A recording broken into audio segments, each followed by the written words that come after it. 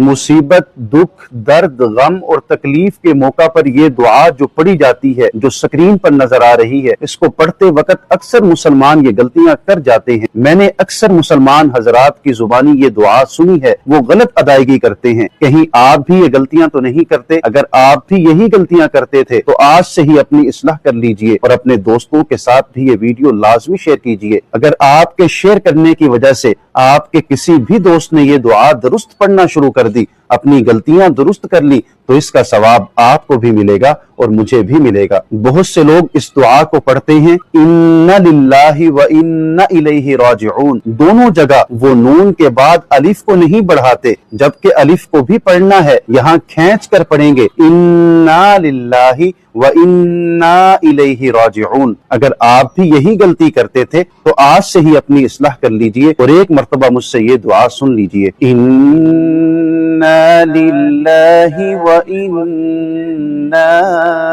इलैहि राजिऊन।